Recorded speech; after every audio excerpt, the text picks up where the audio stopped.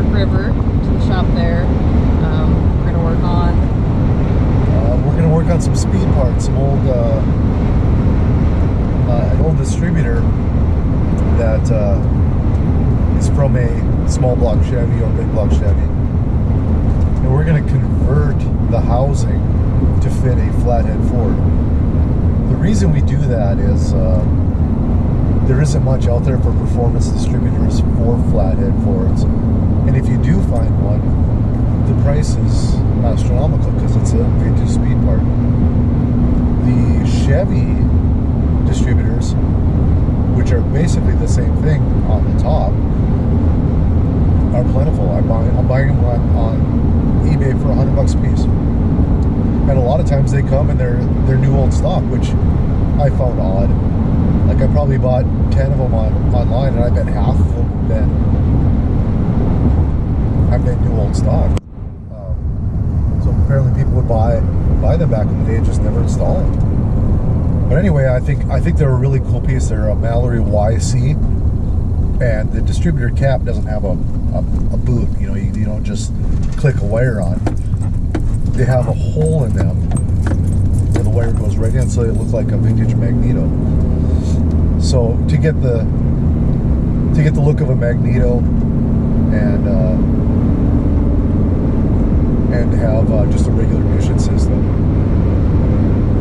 they're really neat, and it is a vintage part. It's not like you're buying something that some company made to look old. It really is the real deal. It's just we're making it fit another vehicle, which is also in the spirit of hot rodding. So that's what people did for years and years, and that's what we continue to do. So we're almost there now. We'll get everything set up, and we'll show you the two distributors. I have one that's new old stock, actual Ford Flathead point distributor, stock one, and then I'll show you the aftermarket, the Mallory YC. The other thing is up until I think probably a month ago or so, the YC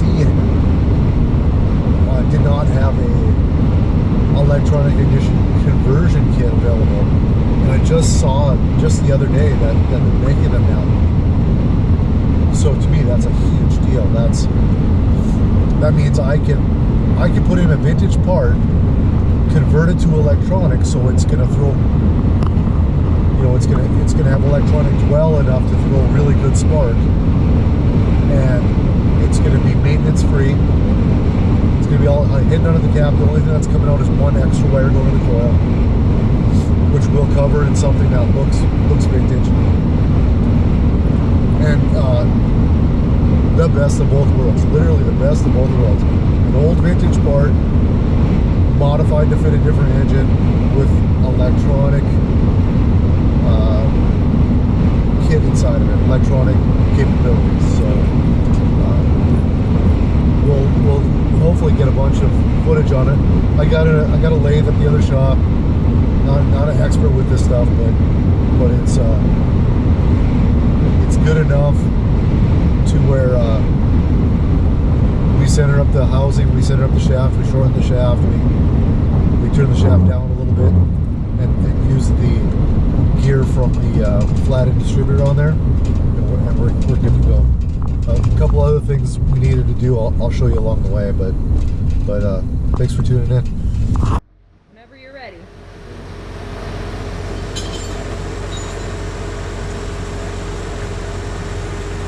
Is my face even in the frame? Yes. Okay. This is a Ford, I believe it's new old stock. I think the thing's brand new. Anyhow, it's a Ford distributor. They are mounted here in timing cover, like this. For whatever reason, this thing won't go down in there. Oh yeah, well, it's just tight. The OEM head has a spot here with a clamp that holds the distributor in adjustment, because obviously you adjust your timing like this. So you set your timing, and then there's a bolt right here that would hold it down with a clamp. Well, what we're gonna do is use this old school Chevy Distributor from the 60s, and we're gonna machine it down.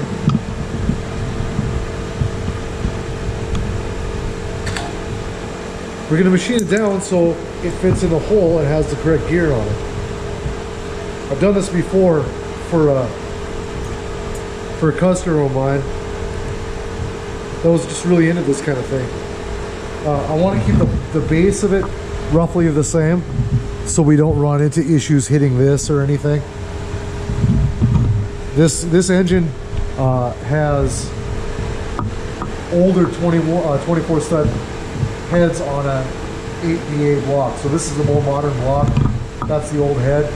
You can see there's a plug here. Just a few things you got to do to make them fit, but those parts are interchangeable. So since we don't have this to clamp it down, it's a non-issue really. So we'll get these distributors apart. This one is a tack drive one also, which is kind of neat. So we'll try to get it to fit like in this area, maybe even like that, so the tack part goes straight back in case you wanted to run a tack drive. Like really old tacks, RPM gauges were not electric and they were run by a cable.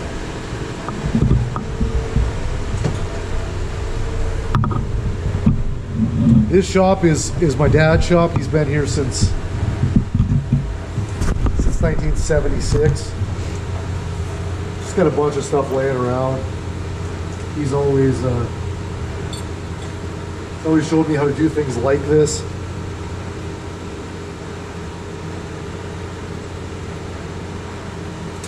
Because we weren't we weren't rich, so if you wanted something, you made it.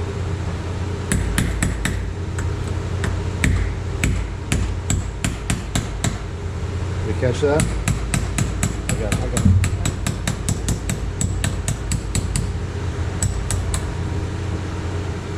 Okay, there's that one. The Ford one, I believe, is peened in, so we're gonna have to do a little work to get that out of there.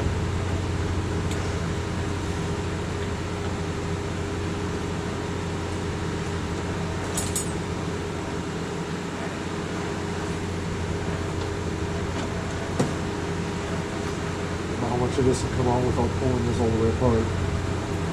You pretty much have to have it a bare housing before we start working on it.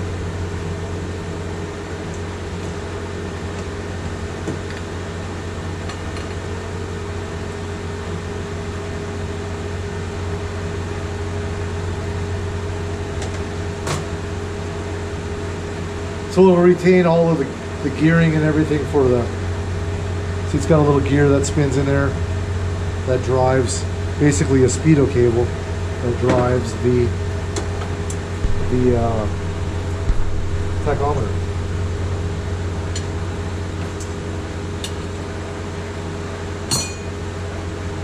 This side's just a plug. The last one I did, I had to build this up with weld. I don't think we will this time. I think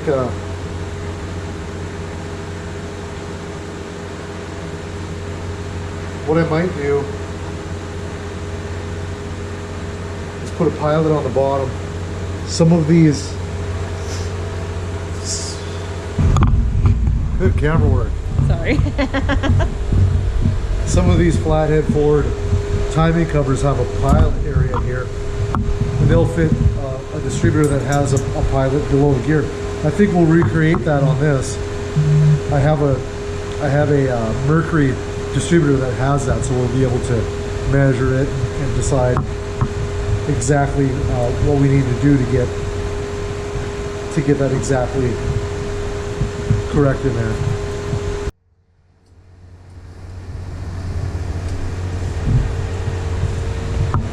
This thing has an external condenser on it, which we probably won't use. with the electronic conversion.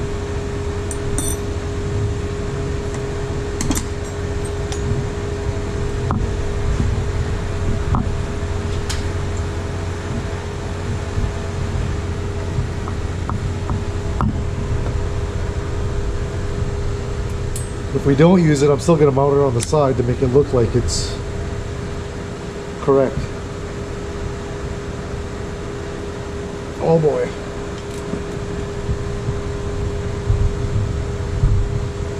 Uh-oh. We're in some kind of trouble now.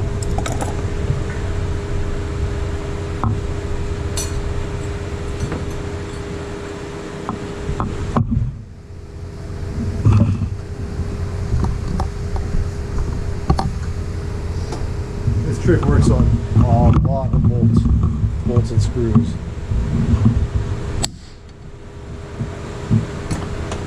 Just give it a bit of a smack, freeze it right up.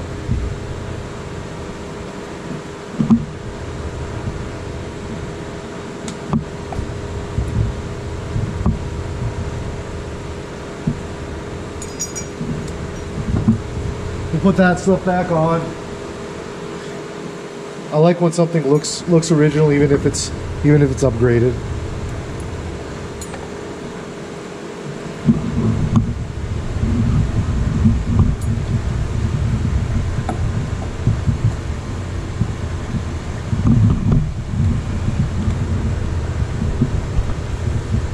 Uh-oh, again. That's a lot of uh-ohs. And that's not going to fit in there. Let me get a better screwdriver.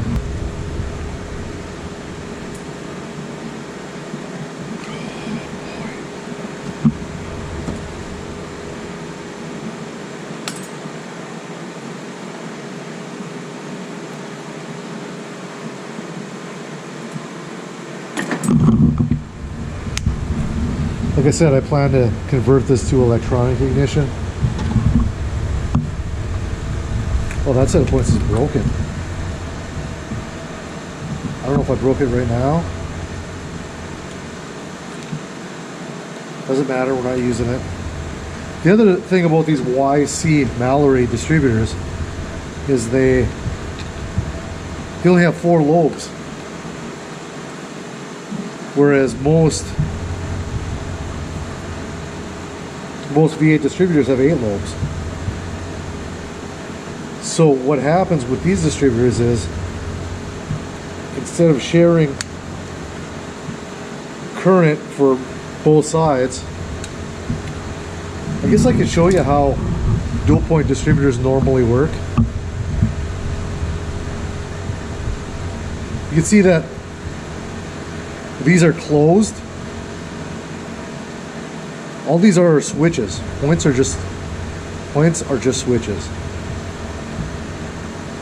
When this is closed, it grounds to this plate.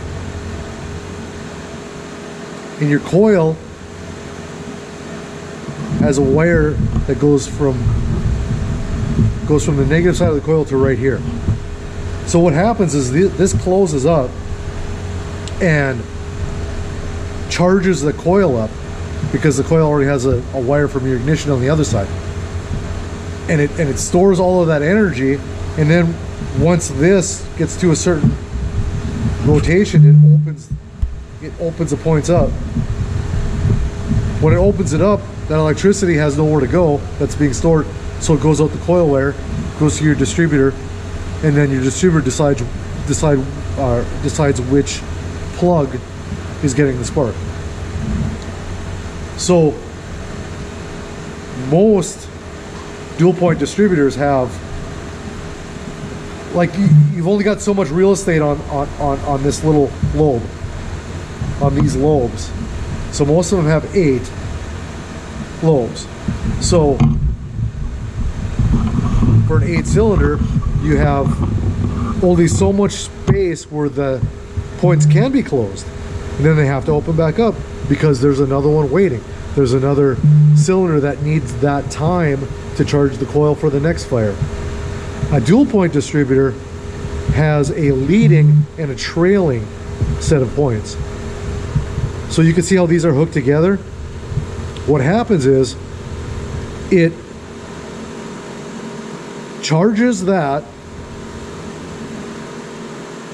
as and is using all of that lobe to charge, right?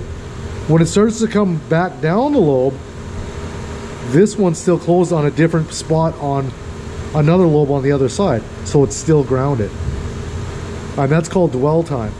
Like normally you can get 20 degrees, 24 degrees I think of dwell, and then I think you can get another 6 or so by having another set of points in there. So obviously the longer you charge the coil, the hotter the spark's going to be. The electronic stuff just does it electronically. It doesn't use points. It just is designed electronically to charge the coil longer. But this is how they did it back before they had electronic stuff. I hope that was somewhat of an explanation.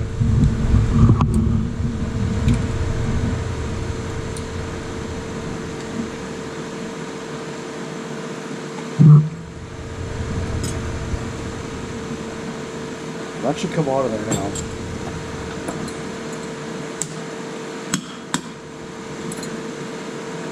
And inside of here you have a bearing right here, which is a big upgrade from a stock distributor. And then you have an advanced mechanism. You can see how it turns and springs back. It's kind of sticky right now, but it has springs in there. And that's centrifugal advance. It has weights. The faster this thing spins, the weights move out and it advances the rotor a bit. So that's something that can be tuned. Maybe not so much with this one because they're sort of hard to get at. And I think we got an issue here. I don't think that thing's supposed to be leaned over like that. That looks odd to me. I wouldn't think you'd have that leaning. We might have to look at another one.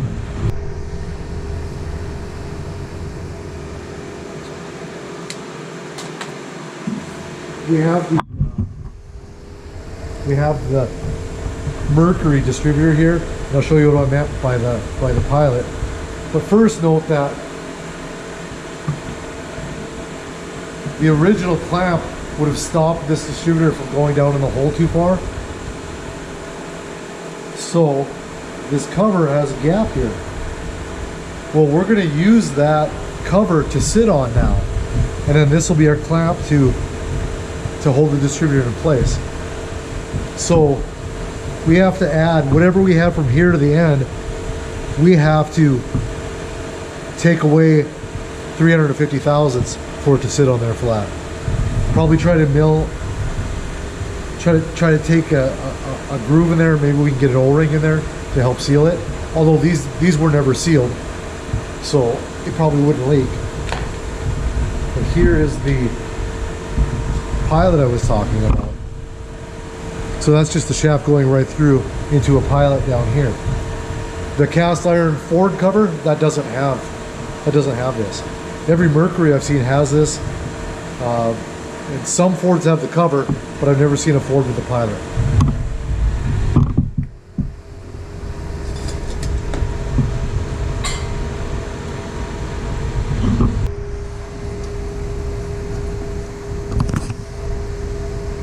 Got a measurement of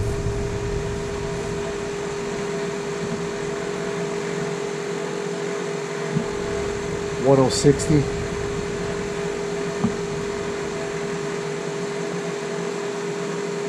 $67.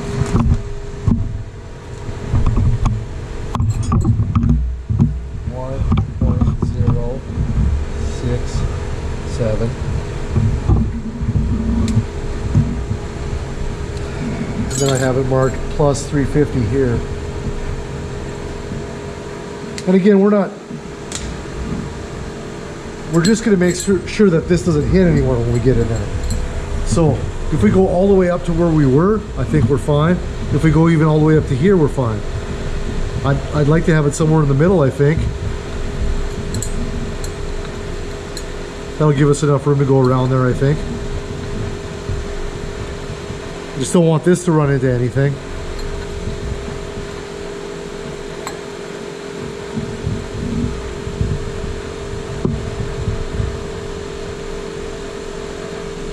I think we're fine.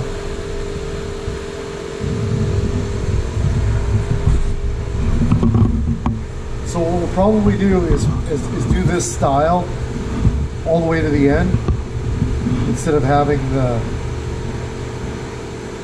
this whole shaft open like that. We'll try to use everything we can. I'll probably hack this off and get that bushing off of there so we can hopefully, well, we'll be able to use that bushing. But that doesn't mean I can't use it somewhere else.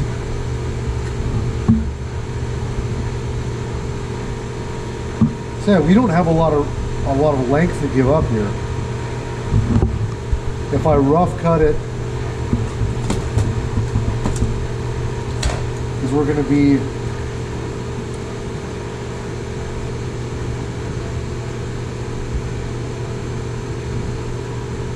about that far from the bottom, which puts us, if we go in the middle of that, puts us right there for length.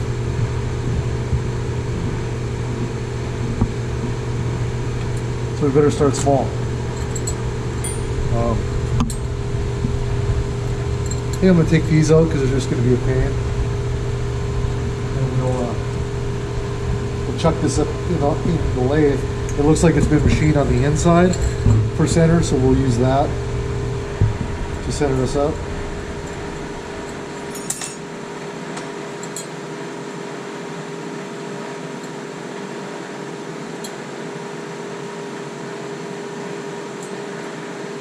Struggling a little bit.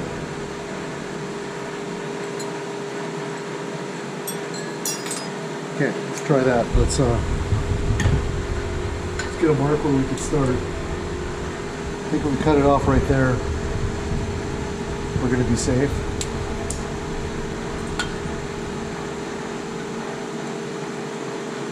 So we're going to be down.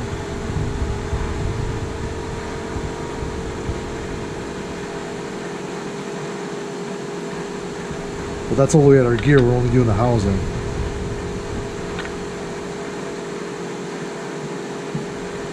So that should start us. I'd like to get most of this in here. You know, this size down to about here would be ideal. See that we're bigger here. Bigger here than we are here.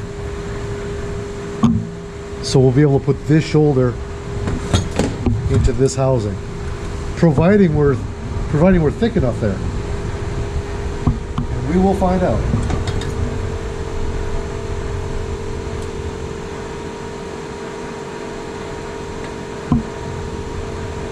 Boy, this is frustrating.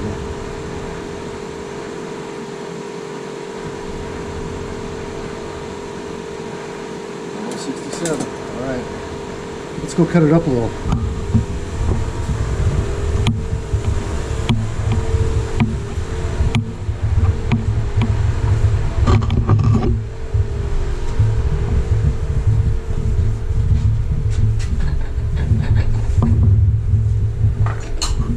So we got to stop by the surplus center in Grand Forks, North Dakota today. Pick up some cutters here. Everything I have is pretty abused, so I thought we'd start with some fresh stuff. My lathe is terrible. It's pretty filthy.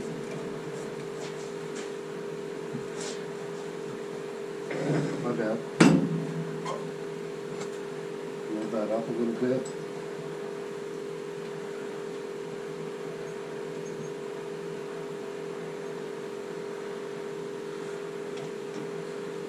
Careful not to tighten that too much because we could break it pretty easily.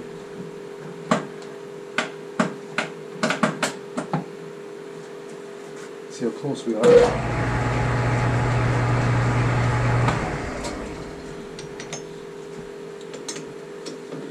This probably isn't as critical.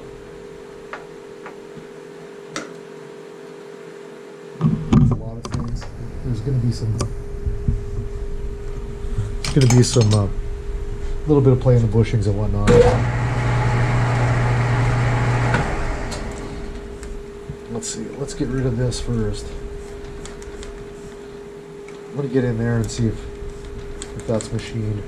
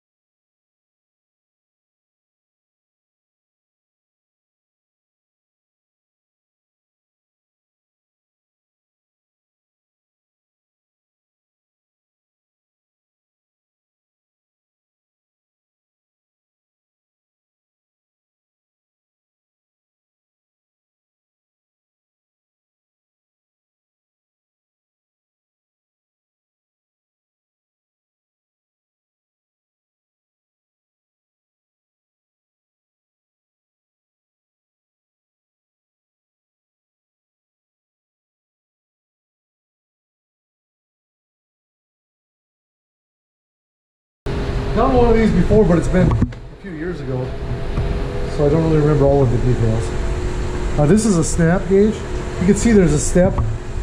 There's a step in there. So the way we'll measure that is we'll get our snap gauge in there, or try to. Squeeze them all the way in, tighten it up. Get that right in the middle, tighten it back up.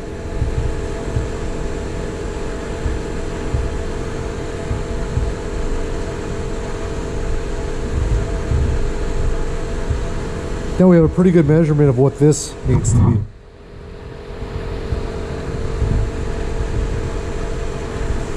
So back to the lathe we go.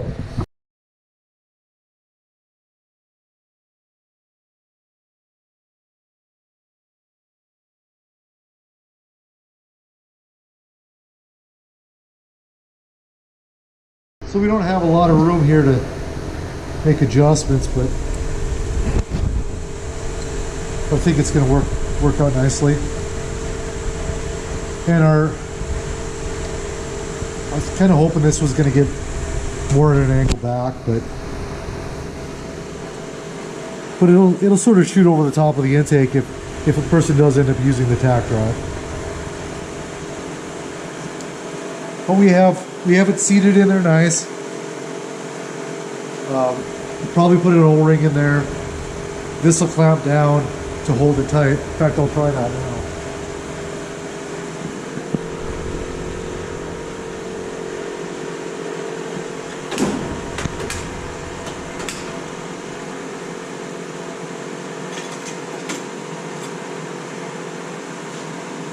There's a lot of this stuff that's just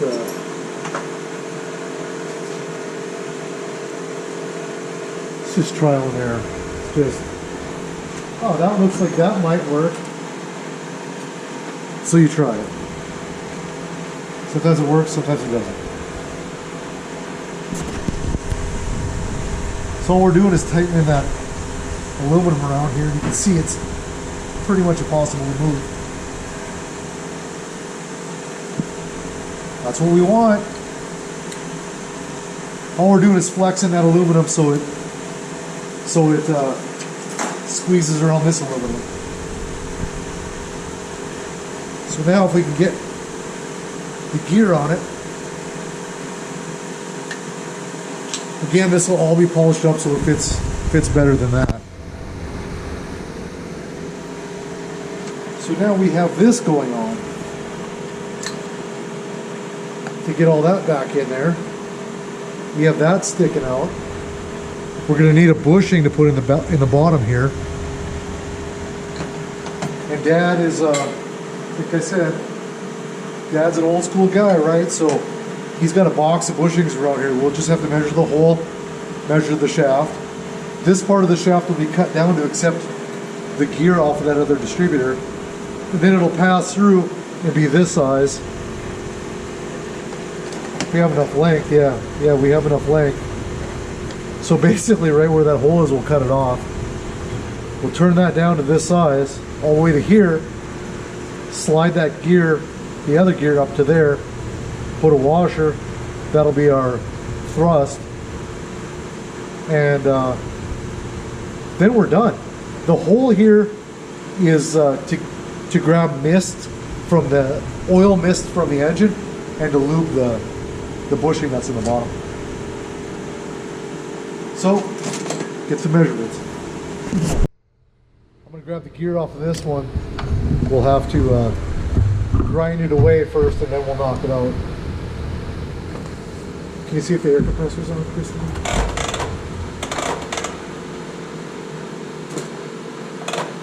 Just the valve on there.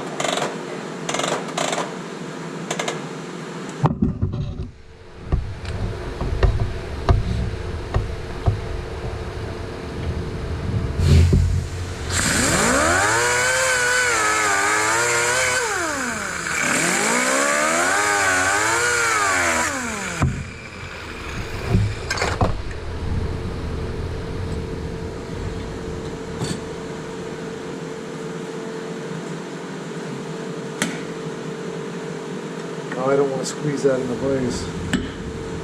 So we put something under here maybe, like that. Something thinner.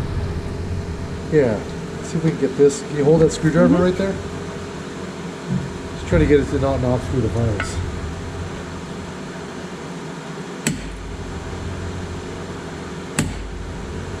It's not moving.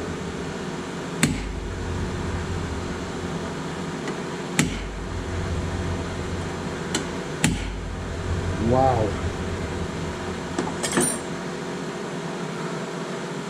A little confused. We came on.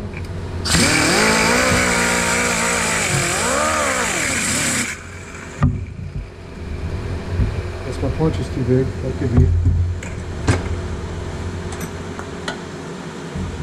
Shouldn't really be in there that hard. Ow, son of a. Oh, bad. Not sure I'm going to get that out. She's in there pretty good.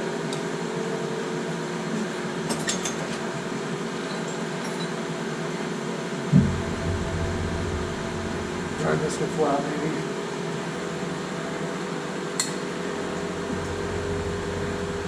So we got to make sure we're not on the weld back there, but.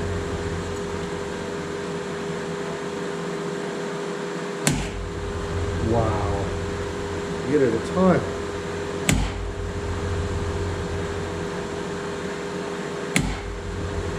Well, maybe we'll try back the other way. Look what's happening.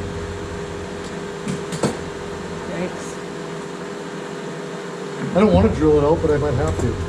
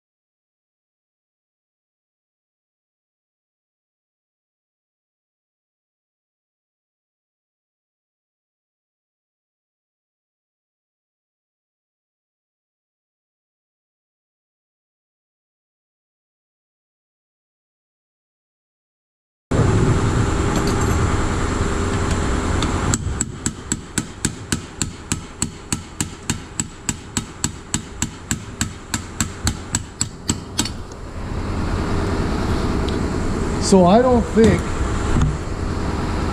What is that?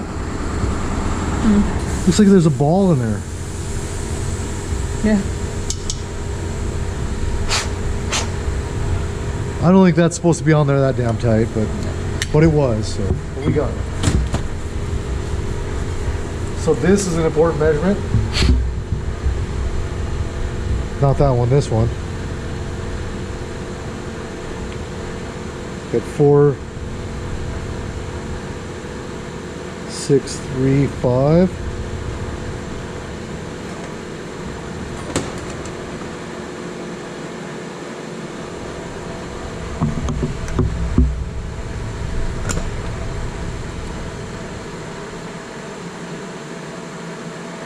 The end's actually a little bit smaller. 4660.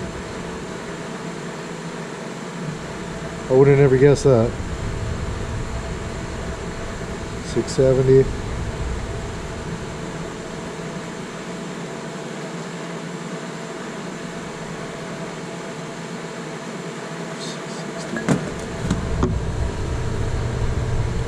I guess I should be measuring that one, just in case there is a difference. That does appear to be new though, right?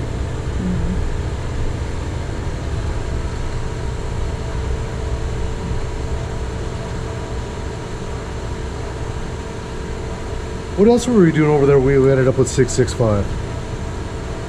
Anyways, doesn't matter. That was 9665. Okay. We'll do 4.466 or 65. 65.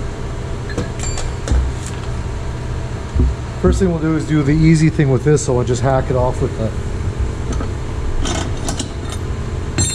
cutoff wheel right at that hole.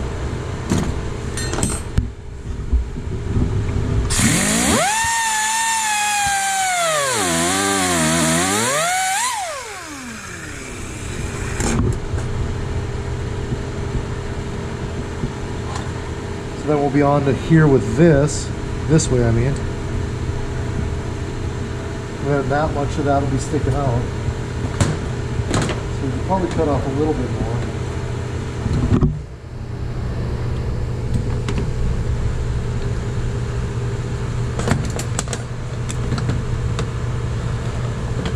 So here to here is 19175. This is, yeah, I could have cut that entire thing off there, but we know we're just a little bit longer than that, right? I was going to take all of that off.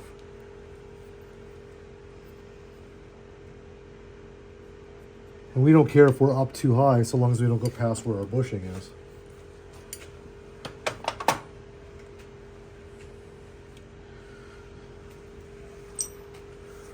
Not that one.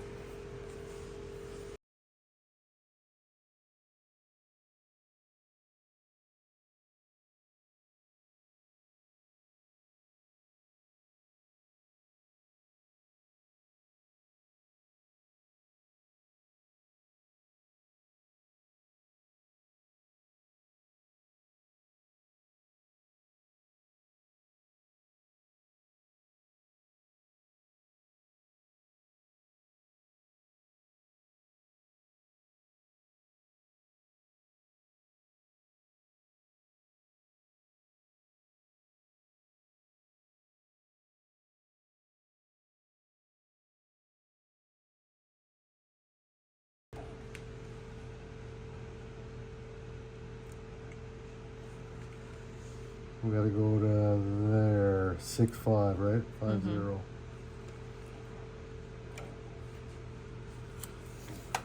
Creeping up on it.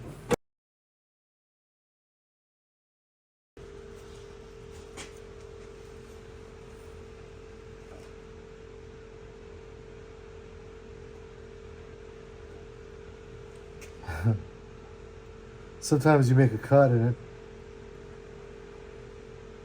and it actually almost swells it because the cut is so rough.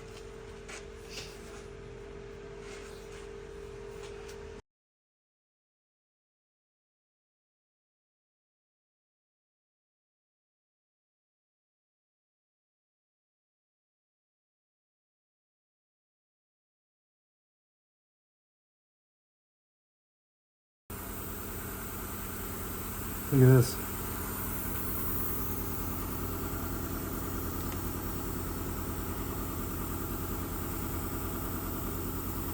No, we're close, but we're not right on. I'd rather have it down a little bit so the damn gear fits over it easily.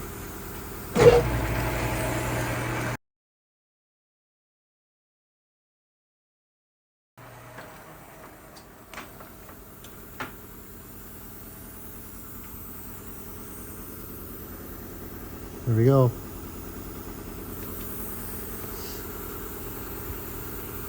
We'll figure out at the end if we're the same.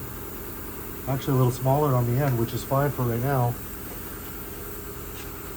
We need to measure the pilot of that.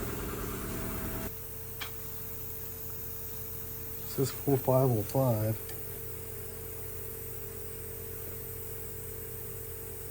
$625.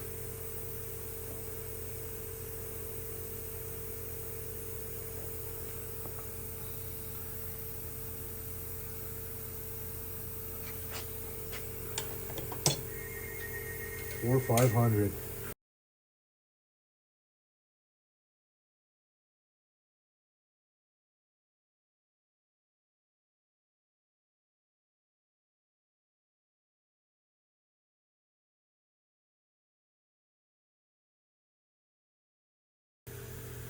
$4,560. So we'll go a little bit further this way. Again, it doesn't matter if I go past where my gear is. If a little bit of smaller shaft fits up inside of the gear, 50,000 of an inch, it's not going to affect anything at all.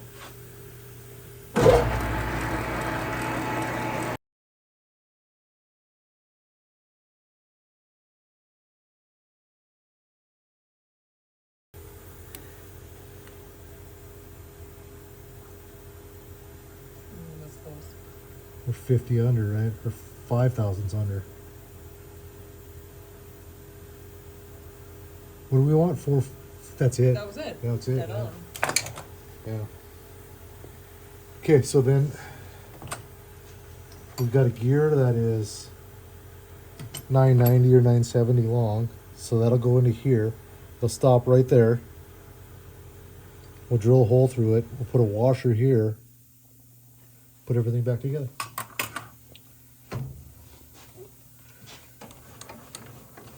I don't know. This finish is better than it needs to be, really, so we'll just leave it alone. Yep. So we'll test fit the shaft first. There's that pilot down in there. Should be able to hit it. Okay, that's our pilot.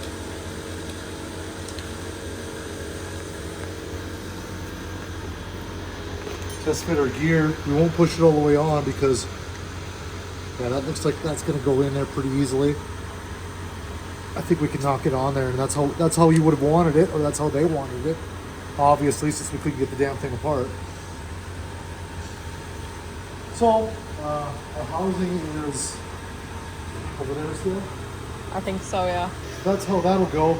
Now we need to find a bushing for that. Dad's got a whole shit ton of starter bushings from probably the 40s.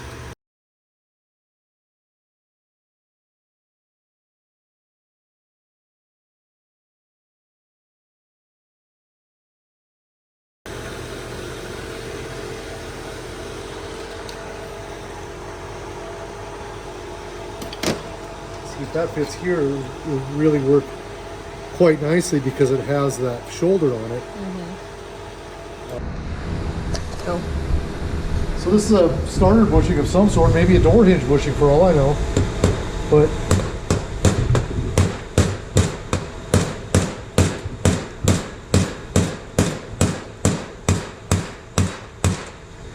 fits right in there. Now we need to make the hole this big. We can do it on a lathe. We can, let's see if the holes, yeah, so the hole's the same size throughout. If I find a reamer that goes in from this way, we'll get it dead straight coming out this end. This is the correct size for that because it fits this hole the same as that shaft fits it. This more than likely the drill for it seems to be almost the right size. So we'll just drive that through with the drill if it's long enough. And when you're drilling, it's not that big a deal to have that thing dead straight. The ream is going to straighten everything out. And we're not long enough.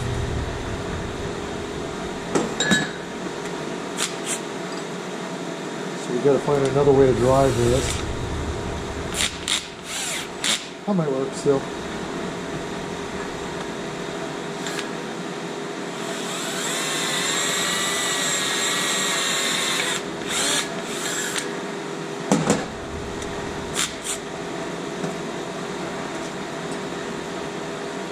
It's going to be the same situation with the reamer. See, the reamer wants to come through already. We have the driver from the IDL machine, which is nothing more than I think a 5/16. I don't know what they call them, double square or on this side.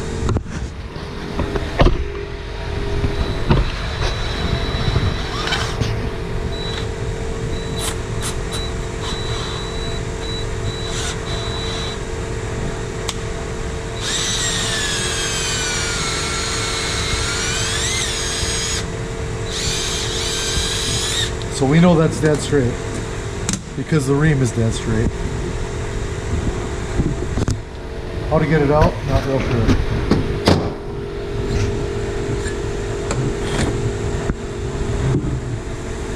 So this should slide through there now. This stuff will all have to be totally cleaned. But we got that going on, and then we'll just press that onto there. Why don't we shut the camera off? I'll get everything cleaned up. I need to find some sort of assembly lube. All right, so we'll put a little assembly lube on the bushings.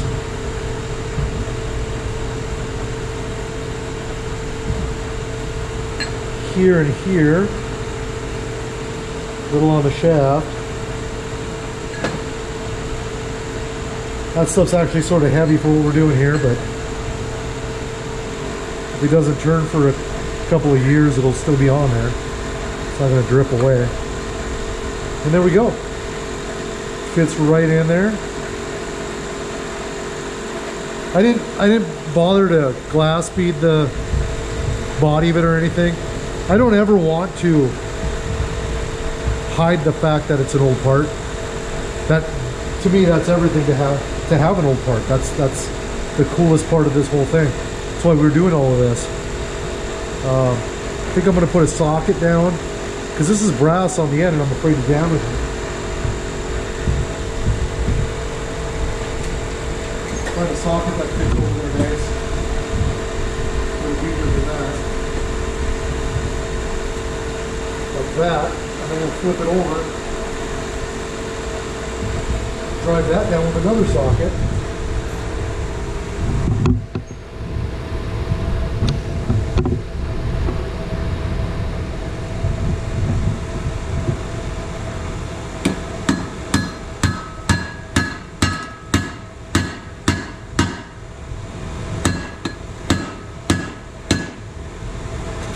So we want a little bit of end play in the thing. We want it to move a little bit.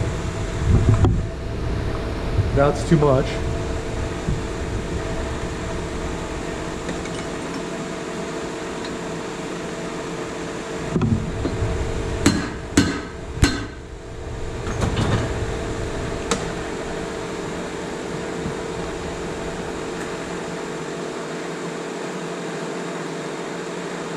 That's probably 15 or 20 thousandths. I think we call that good. I'm going to try it in there before we put a pin in it. That's going to be a job in itself.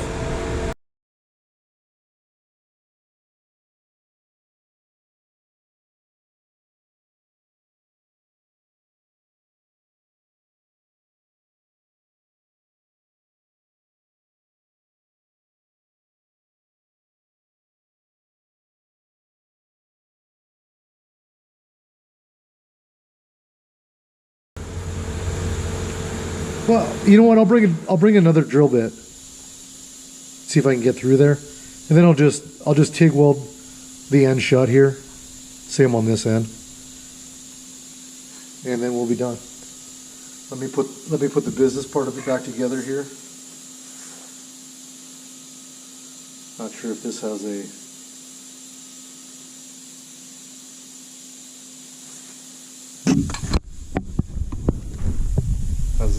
specific way. Oh yeah, it only goes on that way. There's that. Let's put this back in. Apparently that can go in from either side, which is kind of handy.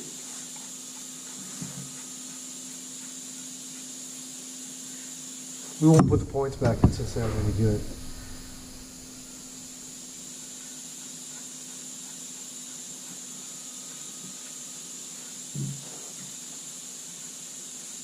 There's one big 7/8 wrench I was cracking on earlier.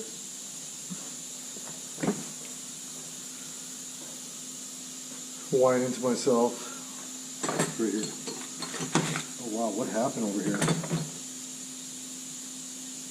Assembly lube. So like I said, we're not going to bother with any of this, the points and whatnot, just because it's going to get an electronic conversion. Put this back on with the tag.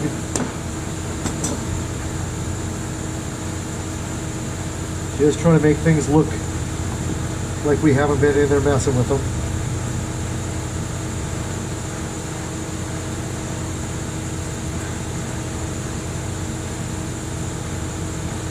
More than likely what will happen is this strap that's on the top will be just eliminated altogether.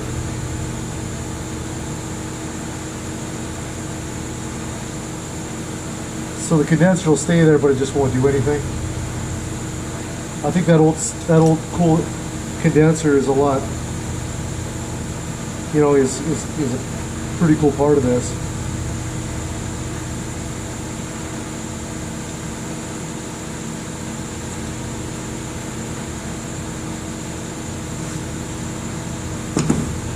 Yeah, there we are. You can see when you spin the shaft, that would output to it cable driven tachometer. But that's what we have. We have a used to be 350 Chevy aftermarket distributor that is now a Flathead Ford aftermarket distributor. And it's all period correct stuff. It looks the part because it is the part. It's not, there's companies out there making stuff that, you know, they make to look like a vintage part. Well, we prefer vintage parts. We'll go in the back room now and I'll show you the other one that I've done that's already on an engine. Yeah, there she is. Let's go in the back here.